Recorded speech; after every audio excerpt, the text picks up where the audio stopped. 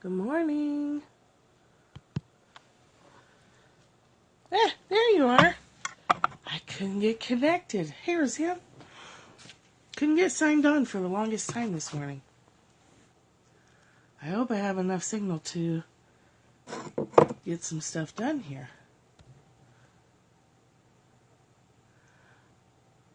Hi, Nina. Good morning, good morning. Oh, I'm so glad it's working. So the second twin, Ashlyn, is walking. Hi, Catherine. Catherine's been helping a friend of the family with a sudden and severe illness. I'm glad you could join us. My name's Michelle Wolf. You can find me at caddyshackdesigns.com. Across the top are tabs of everything I do. There's a men's design workshop coming up in February. There's a women's design workshop. Yeah, we've missed you. There's a women's design map workshop coming up January 11th is the last day to get tickets for that. There's a girls' workshop coming up in April. Good morning. And there will be a boys' workshop as soon as I can find 3 to 4 boys to participate. I'll put together one for boys. I'm finding that the material is equally adaptable quite easily, especially if you've worked with men in the past, to men or women. It's written for women, but it's easily adapted. So easy. It's ridiculously easy, actually.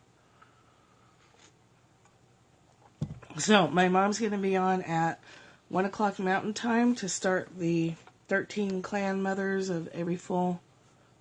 Is it the full moon?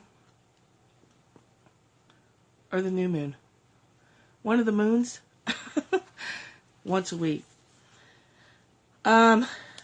Okay. So, the new moon. So that starts today, right after me, I think. 1 o'clock Mountain. For the women's workshop, the tickets in the quickest on that one, and that's feelings.eventbrite.com. We'll just worry about promoting that one. 1, 2, 3 Eastern. 2 hours.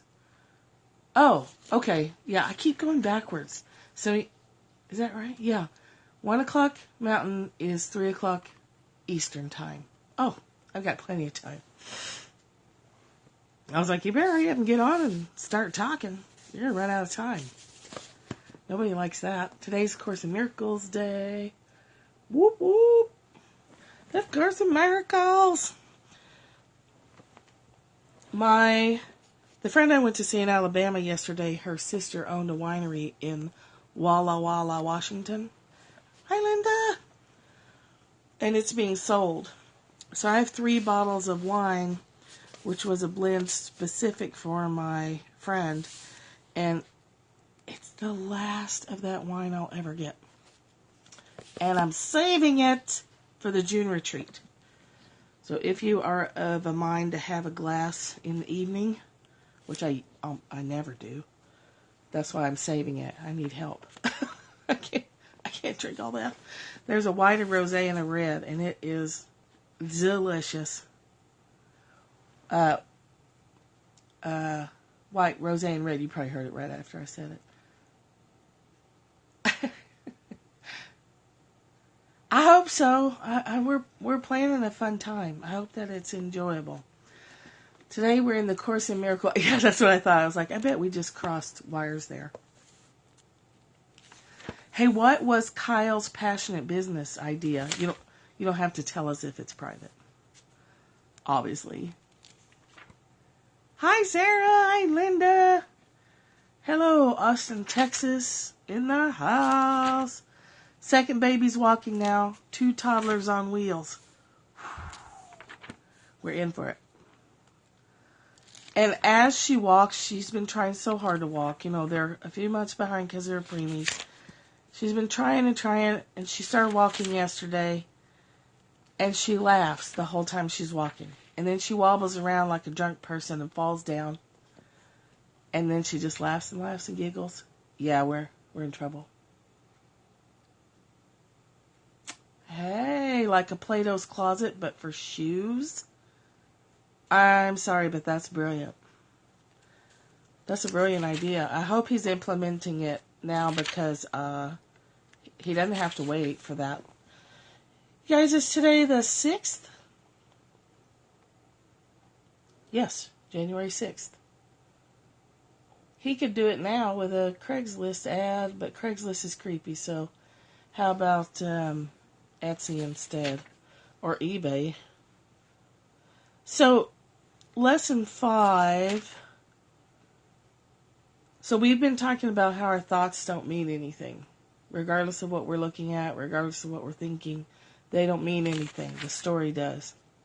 So yesterday's lesson was, I am never upset for the reason I think. And that's generally true. We're not usually upset for the immediate reason that you can see. It's usually deeper than that.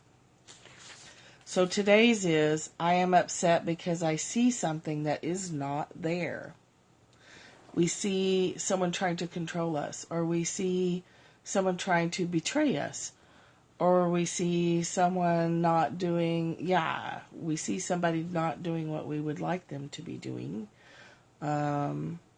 We see war, we see famine, whatever.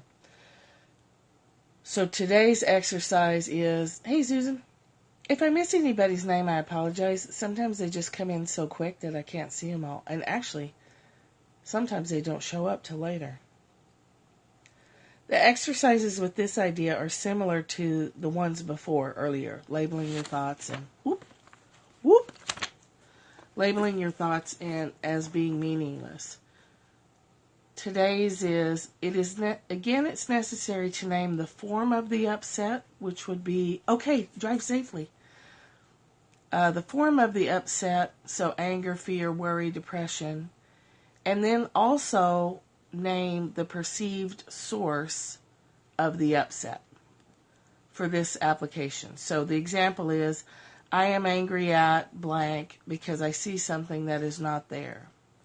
I am worried about my bank account because I see something that is not there. Or I am worried about my children because I see something that is not there.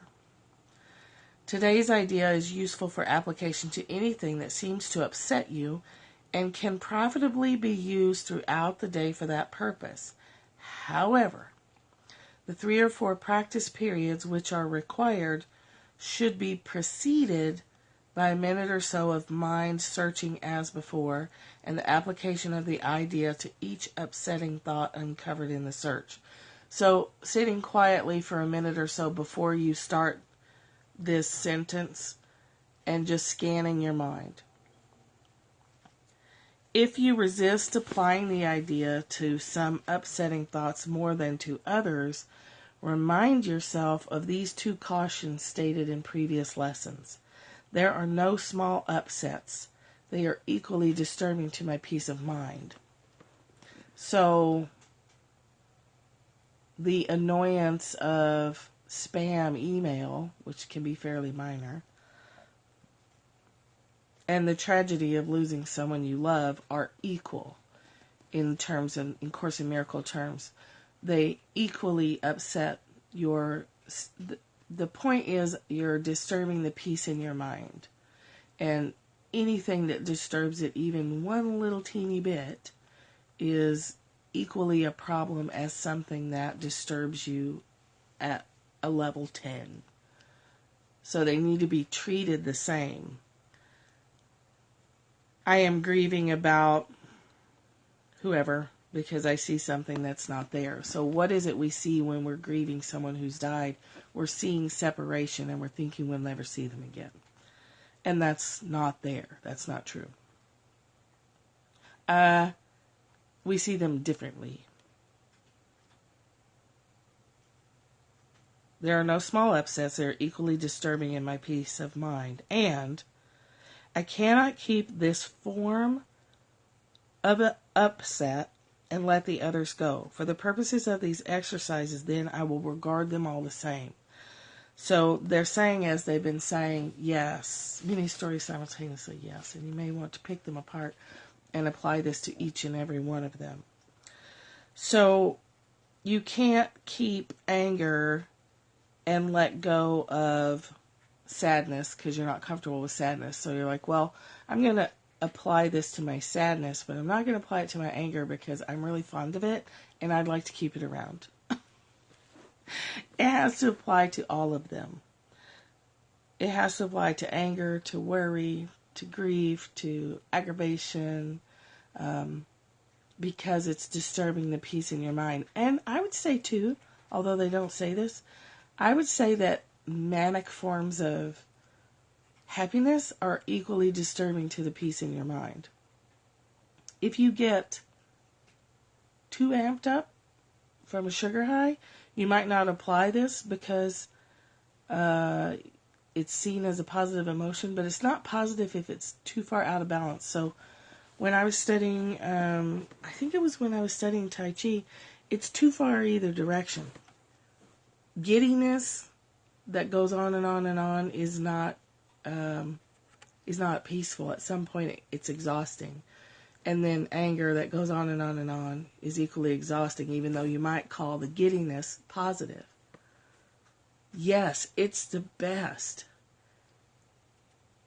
Applying to everything, not selective, and all equal weight. You could even say, I'm happy with my spouse because I see something that's not there. I mean, you're seeing your story of your spouse. You can play with that. I hadn't thought about that, but you can play with it. See how it works. It's not what the exercise is saying, but that doesn't mean you can't goof around with it and see what happens. And then tomorrow's is I see only the past. So if you're reading along on the off day for yourself, that is true too. We see only the past. We can't see the now because it's happening. Can't see the future because it hasn't happened yet. So everything that we're thinking about is already over. They say that, she says that about something bad happens one time, but because we play it out and out and out and over and over and over in our heads, it happens thousands of times because we keep happening it to ourselves, and our bodies don't know the difference. So our body's going through getting that terrible phone call 1,000 times when really you only got the terrible phone call once, or the terrible letter in the mail came one time. But we keep going over it and over and over it, so it's we've experienced. Yeah, we're reinforcing it.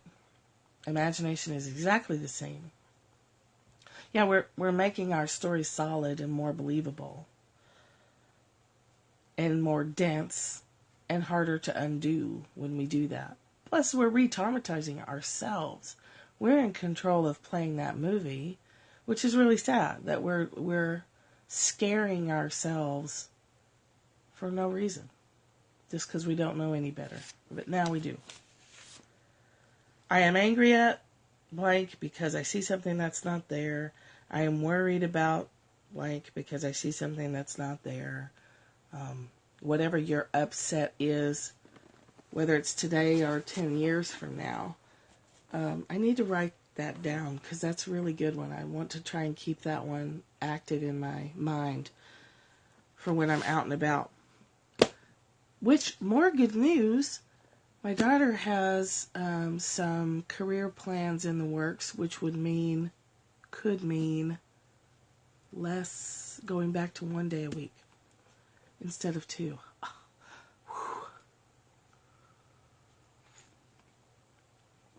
And them moving closer. They're looking at houses this afternoon in an area that will put them just slightly over an hour away, like an hour and 15 minutes. Super triple, awesome sauce. The law of divine compensation. Oh, you guys, I cannot wait. They have their approvals done for their mortgage stuff. The only kink in the works, I couldn't get on. It took me forever. So if you have to watch the replay, I definitely apologize if that's on my end. Darn it, I had to stop and start I agree. Okay. Well, let's just get down to it in case you have to watch the replay so that you're not sitting watching the replay forever. Is the screen freezing? Dadgummit. Okay, let's go. Let's go.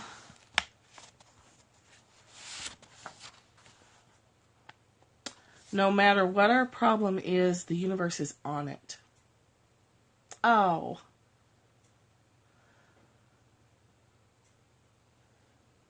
Maybe it's East Coast stuff. Maybe it's just us Easterners.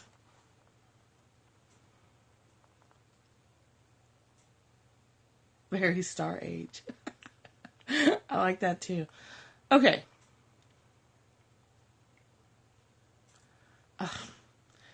Well, it spun and spun and spun and wouldn't activate. Okay. That's weird. I love Periscope, but it is still in its infancy. So let's see. You went out and came back in and it's okay now. Okay. So Judy's internal abundance, we've been talking about Judy in the cafe.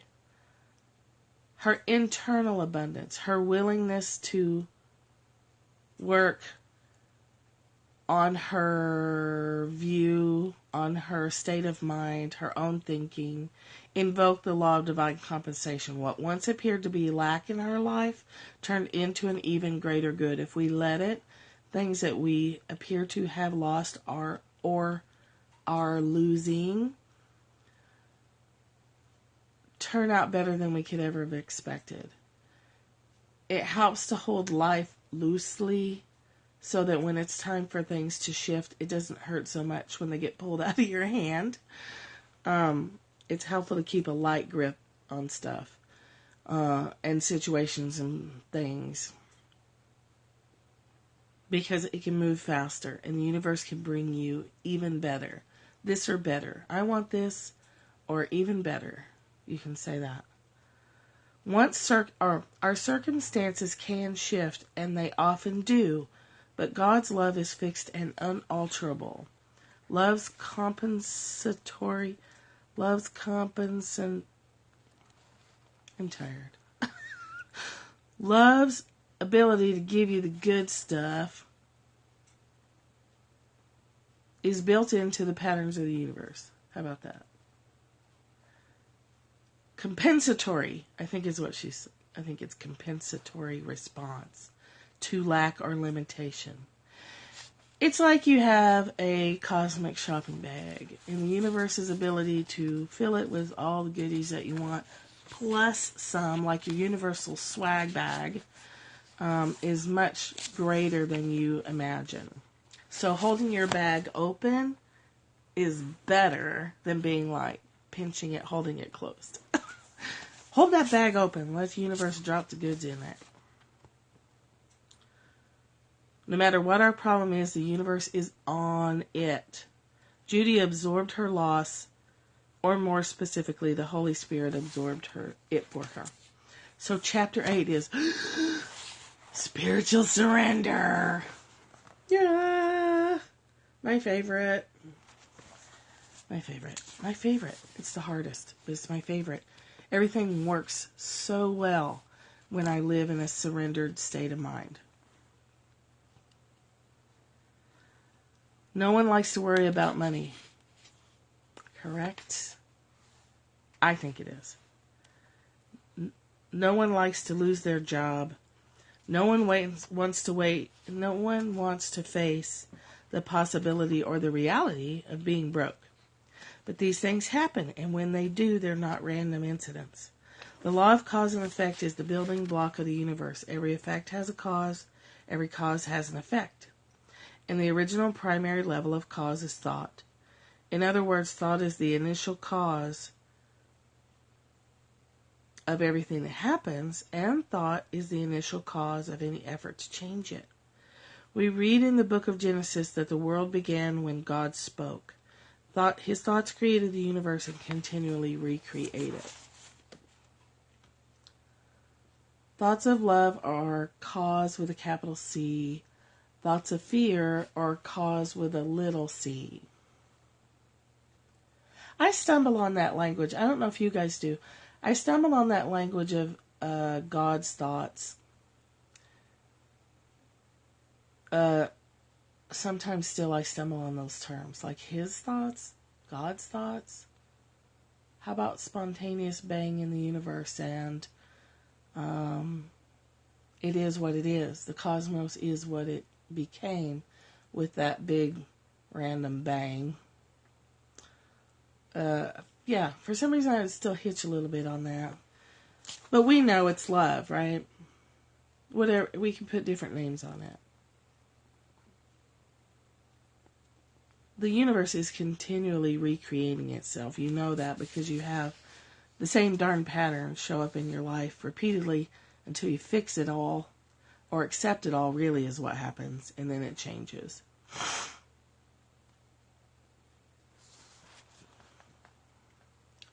Love is real and fear is not. Any appearance produced by fear-based thinking is happening only within the world of illusion, and illusions cannot stand in the presence of love. We experience who we really are and what it is we're meant to do in any moment when we pour our love into the universe. Your natural state is external prosperity because your internal state is spiritually prosperous. By external prosperity, I don't necessarily mean great wealth as the world defines it, but a level of material sustenance that does not include lack or fear. So when you're wanting something, the most powerful thing you can do is get back into that space of pure love and pure acceptance. Tosha Silver calls it letting your desires melt into preferences. So we have preferences. I'd rather have chocolate than vanilla. But ultimately, I just like ice cream. So I'll be flexible and I'm going to make chocolate my target. But it happens to show up as vanilla. I'm going to enjoy that too. I'm missing the dairy products, can you tell? I know I've created every single thing I have by the choices I've made. You see it so clearly, Dave. Yay! Seeing it so clearly is awesome because now you can use it to your advantage. You can apply the same principles to further your life rather than to hold yourself back or whatever.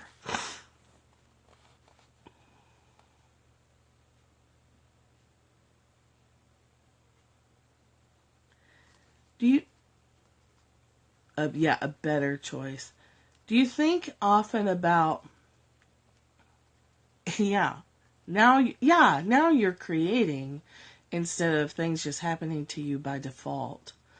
Do you think often about the essence of what you're seeking? In this house, the essence of what we're seeking for Heath, and we talk about this together, so I think we're strengthening the power of it, is a healthy work schedule, wherever that is, and whatever job that happens to be. But working an overnight schedule is not working for him. And I've been saying that, so the gift of the layoff time is he feels better again, because he was not feeling very good. Overnights are just not healthy for anybody, really. But some people can manage them, but it's not good. It's not workable, and we're certainly, the company he's with, there's people on his shift that have been waiting over 2 years for a day shift, and I was like, we can't do that. We can't do that. It's not, no. So that's unacceptable. That doesn't work. So what we shift our mind to is he is applying at other places that are newer. He has a potential with a company that's newer. Everybody starts on overnights. You flip up to day shift as promotions happen or expansion happens. So the new company is in expansion, so we're hoping he'll get in there so that his overnight span of time will be a lot shorter. We're also open to the idea that there are positions out there that we are not aware of.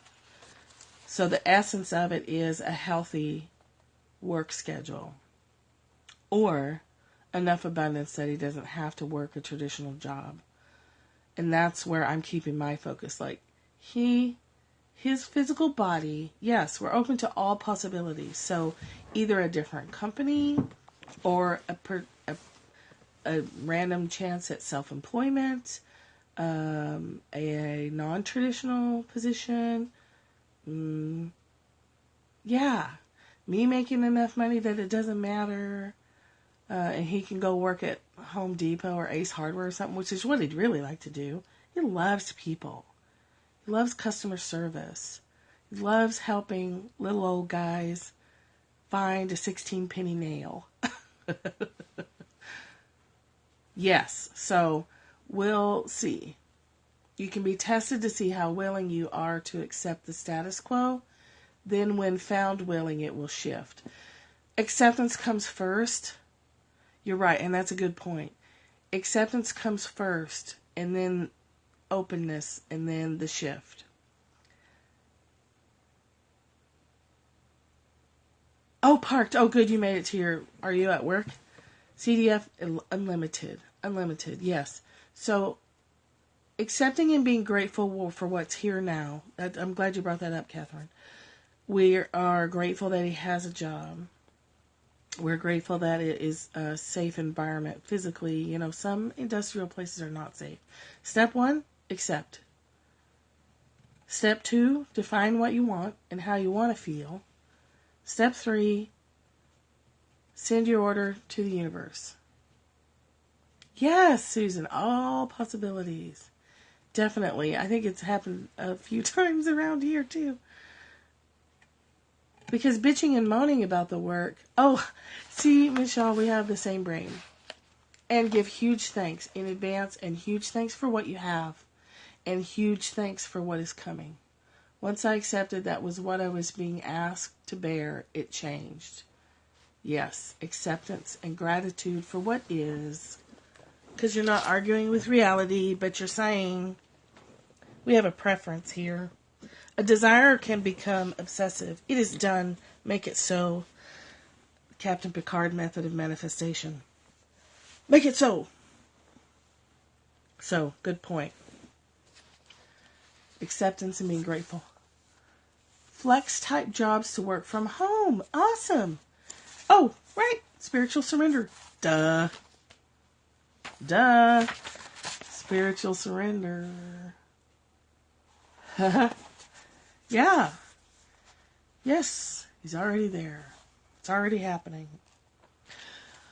I think I've talked about this before in my last horrible job. What? Sarah?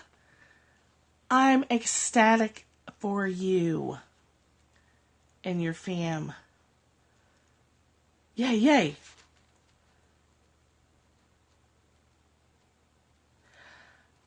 In my last horrible job, which was truly horrible, Sarah has some plans in the works that are a secret. She's looking to solve her being a single parent problem.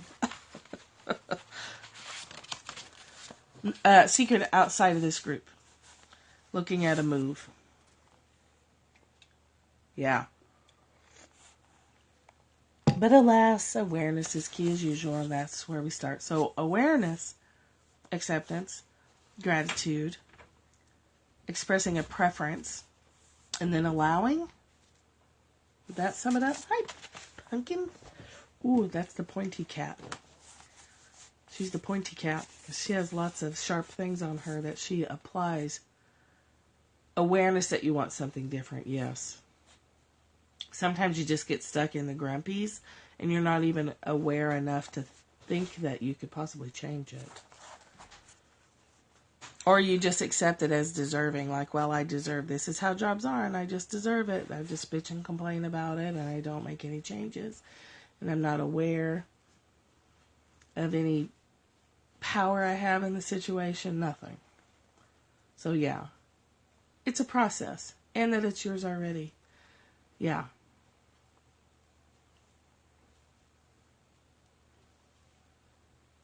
So, Catherine, is that an application to your current situation as well? Acceptance of what is, and then a preference for something different, something better, so to speak. Okay, where were we? Your natural state, blah, yeah. Beyond the veil of illusion, that is our perceptual framework, lies a universe of miracles. What a lovely sentence. Beyond the veil of illusion, that is our perceptual framework, lies a universe of miracles. Hi, Karen. I think so, and willing to let her go, so got her back with a different viewpoint. Catherine's had a disrupted friendship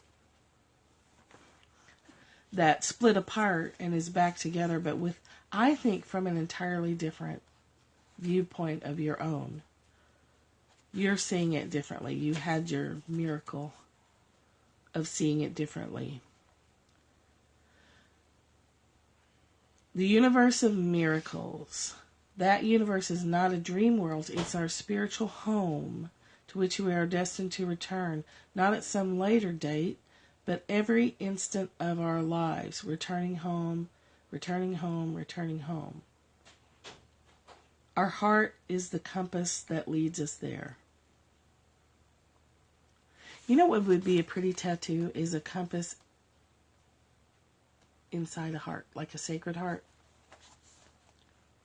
Not the bloody, drippy kind, but like a pretty heart with a compass in it. Our heart is the compass that leads us there. Heart is the compass that leads me home. That'd be a nice mantra to use with your mala, too. My heart is the compass that leads me home. The universe of miracles is where our soul truly lives, even in our mortal forgetfulness. A compass rose, but with a heart. Ugh. That would be pretty. A compass rose, but within some kind of beautiful heart. My heart is the compass that leads me home. I might write that down in my planner. Me too. I'm going to write it down right now in my planner. I love jotting stuff down as we think of it. My heart, excuse me for a moment. My heart is the compass that leads me home.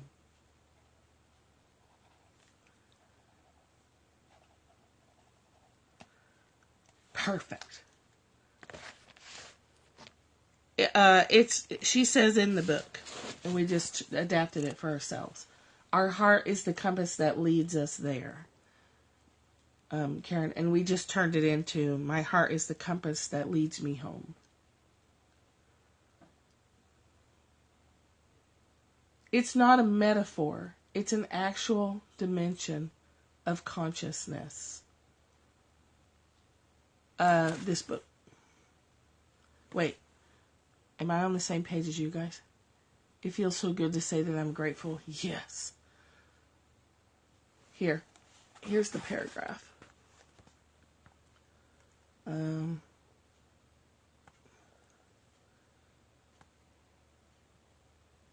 can't tell if it's focused. Anyway.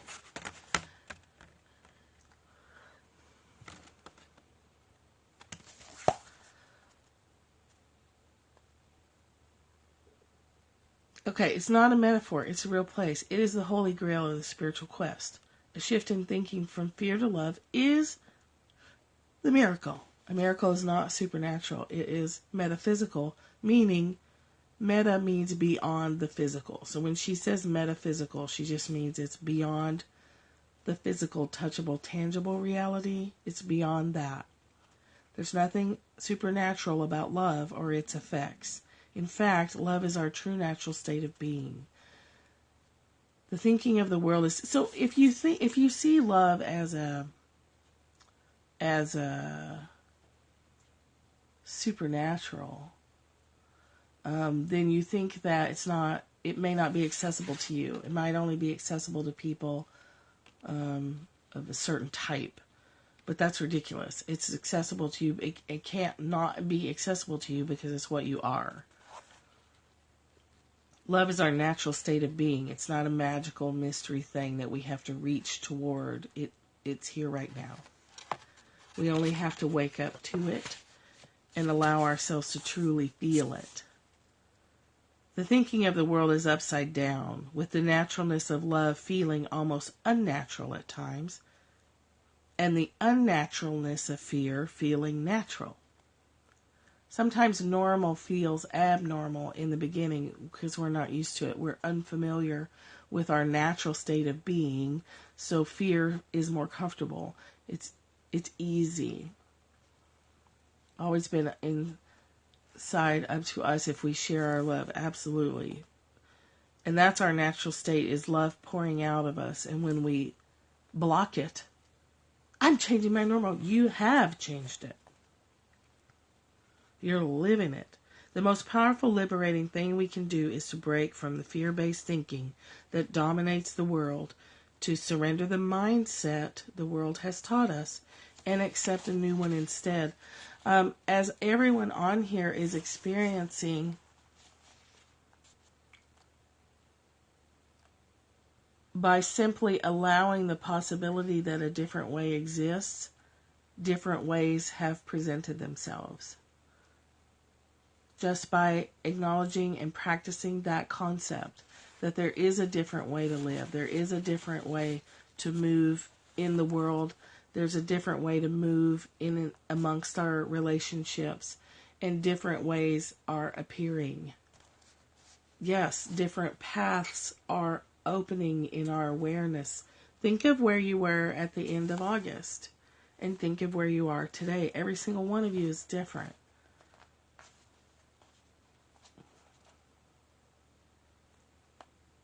And that's only a few months. And that's not to say, everything that you're doing, like all this, definitely, all this spiritual practice you guys do during the day, here and elsewhere, it's working. If you want to think in terms of working, it's allowing more and more of your natural state of being to be expressed in the world, in the day, as you're driving, as you're talking to your kids and your partners, as you're at the grocery store. It's happening. And it's the way life was supposed to be all along. It's supposed to be easy. Easy in the sense that fluid. You hit an obstacle, yeah, the solutions present themselves because you're open. You remember faster. You stay connected more for longer periods of time. Yes, unlearning. There are times when what we thought was our very best thinking drove us straight into a ditch. Anything is possible. The journey is not a straight line. So not a straight line. The journey looks like a drunk person staggering around in circles. And in a way we kind of are. Until we recognize what we're doing, but we're still moving in a meandering path. It's not linear. Very little in nature is spiraling upward, walking and laughing. Yeah, that's a good image. Spiraling upward while walking and laughing.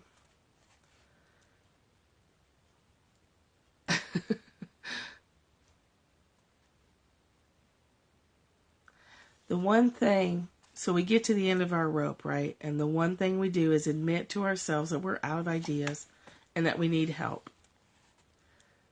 Toddler steps, yes, drunk, staggering around, falling on our asses, and giggling.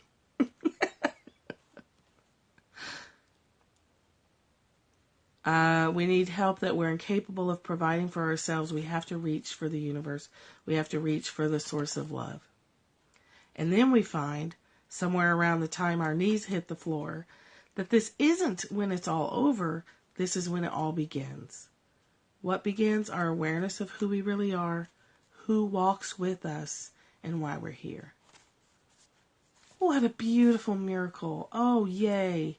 SoCal got some rain. You guys must be just giddy with joy over that one. The pull between the soul and ego looks very drunk. Yes, absolutely. Yay for rain. Oh, I bet. Oh, what a sigh of relief. When our knees hit the floor, that's when it begins. Because what's happening when our knees hit the floor, we've accepted.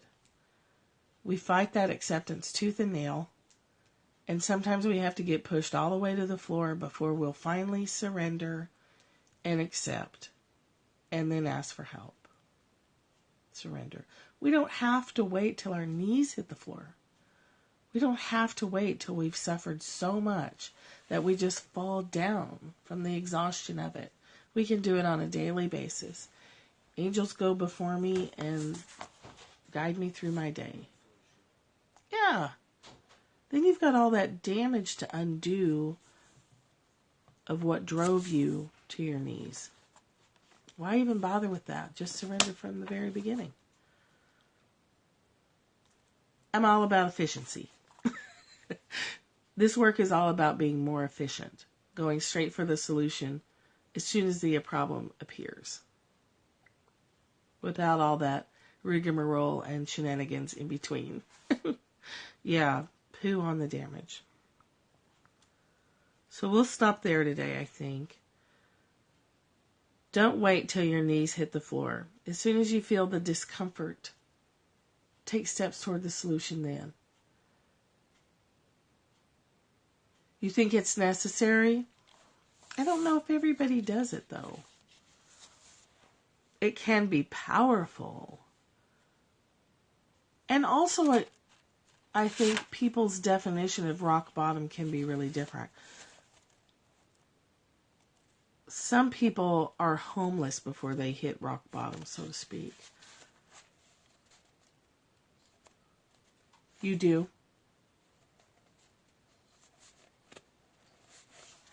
The question of, is it necessary?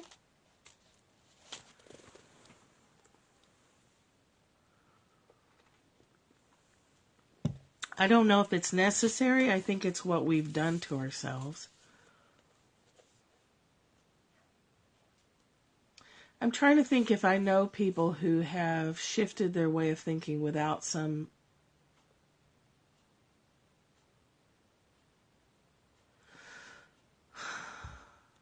more than once.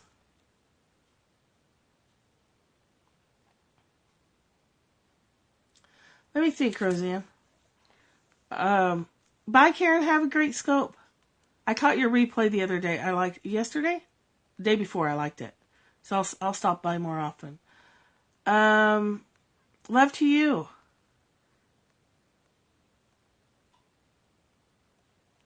Here's what I would say, Michelle. I would say that it's not orchestrated that way. I would say that that's what we do. Typically, it's what we do. But I don't know that it's designed. I think you can take enlightenment from hitting bottom, but I don't think it's designed that way. It happens because you stay asleep too long. You sleep long enough, you're going to drive off the road. That's natural laws of physics, right?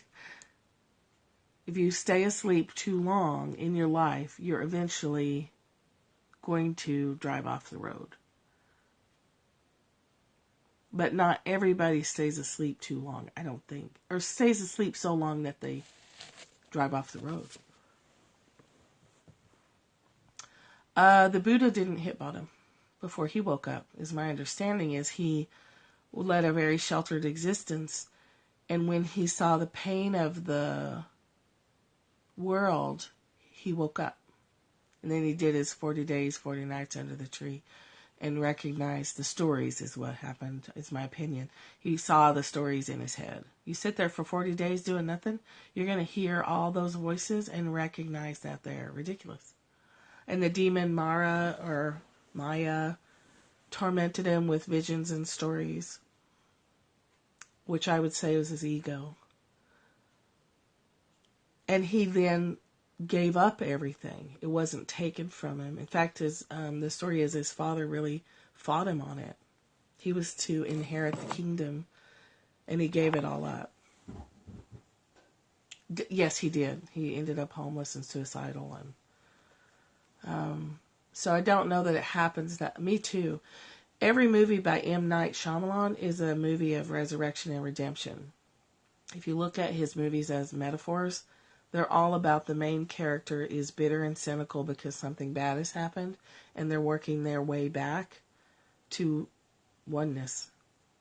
Lady in the Water, the main character's whole family was killed, and he's withdrawn from life. The movie Signs, Mel Gibson's character had a tragedy and lost his faith in God, and the whole movie is about him coming back to that. What else? Unbreakable, or what's the one with Bruce Willis, the weird kind of comic book one? I think that's because it's resonant with your own experience. Lady in the Water is one of my favorite movies. So, Michelle, we won't encounter people that are radically different from ourselves because we resonate together. So I think the people who didn't experience that are over there resonating with their each others. So they talk about their stories of, oh wow, I almost hit bottom. And then I woke up. Or I saw someone else hit bottom and I woke up. A friend of mine was killed by a drunk driver and it woke me up. One time. It's happened more than once where I've woken up and fell asleep again.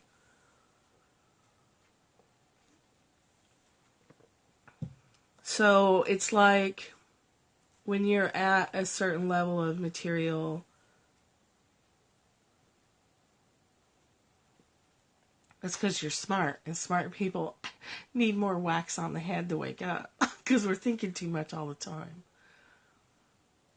So it's like the ultra rich people hang out with other ultra rich people. The really, really, really poor tweaker people hang out with other really, really poor tweaker people.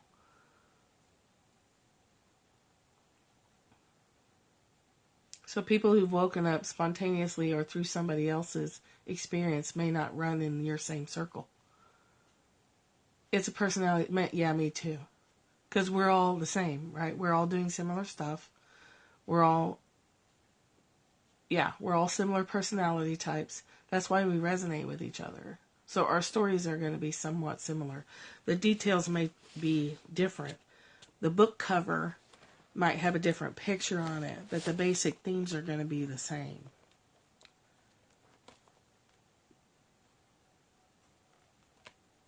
And I could be wrong. This is just my opinion.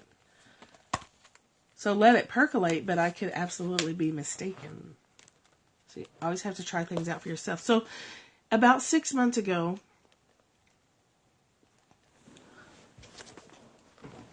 yes, we don't have to.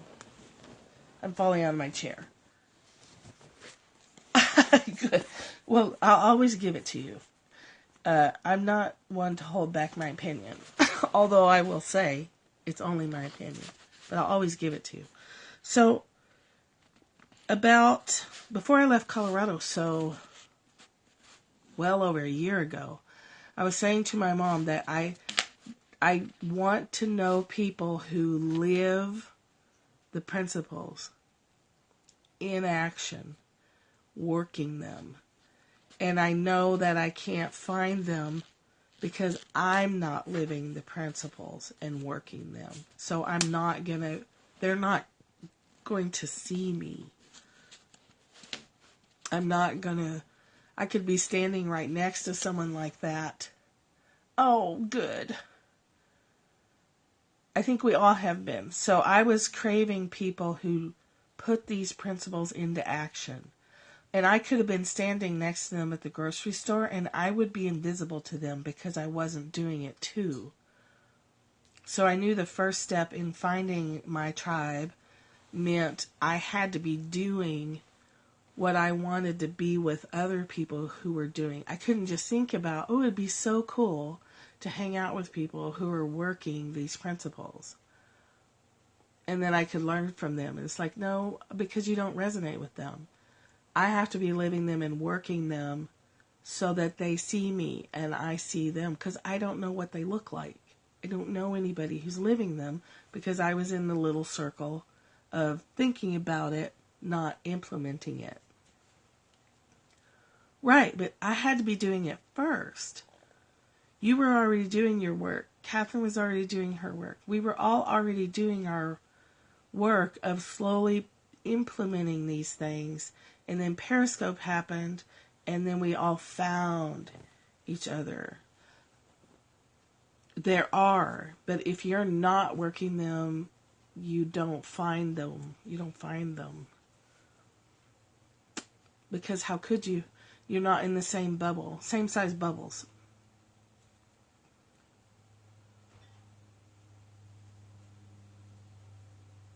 Yes, that's it. Vibrational match. You're not a vibrational match.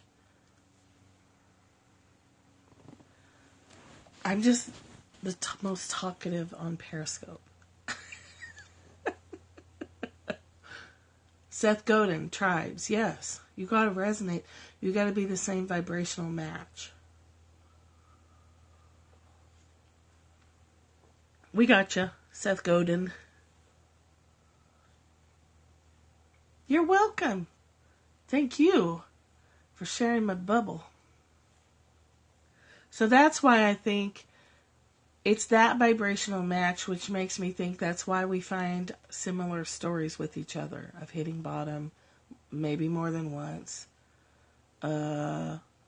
Whereas people who didn't suffer but woke up other ways, we may find when we have that as a concept too.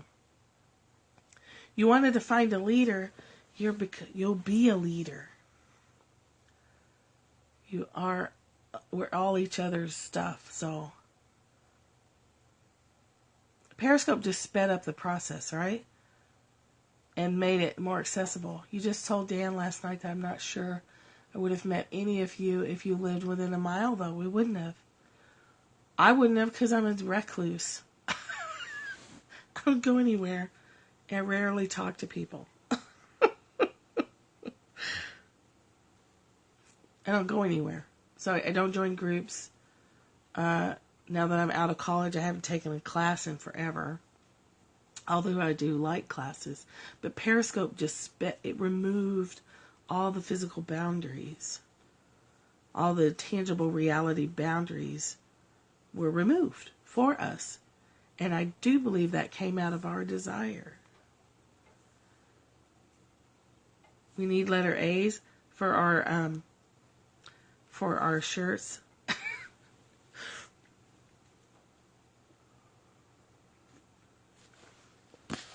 A for awareness. Not A for adulterer. So blue letter A's or something. Yes, that's creating a new reality. That's how it happens. Desire. Longing. Yearning to connect with like-minded people. And not having a way to do it. Until somebody, somewhere, wakes up with the idea of a live streaming free app. And tell me that the universe is not intelligent. And tell me that magic doesn't exist. The magic of love operating in the world. Tell me it doesn't exist. When you have hundreds and thousands and millions of people aching to connect and no way to do it. And then somebody gets an awesome idea. It'll be huge. We can all get matching tattoos. Morgan and I are getting mother-daughter tattoos next week, so I have tattoos on the brain. So that's a miracle. I totally agree with you. I think that's fine. I think we need to make letter A's and put them where we can see them. A for awareness, A for awake, A for acceptance. As if we're awake, we're going to be accepting. Then we would know in public, we could easily identify each other. It'd be perfect for introverts. A for awesome.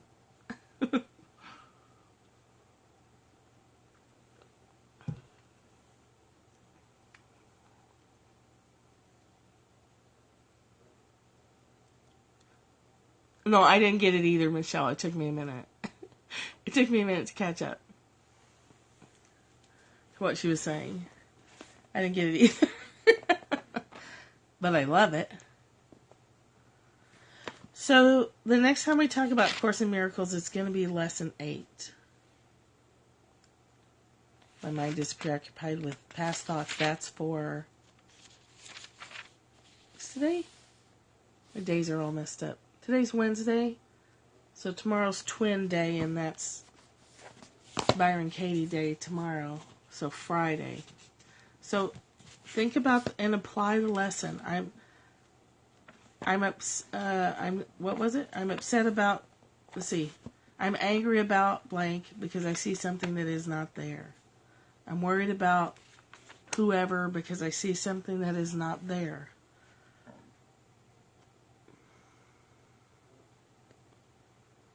I lovingly allow more people in my life that are a vibrational match. Yes. You've already done it. Because we're right here. I do too. And then my heart is the compass that leads me home.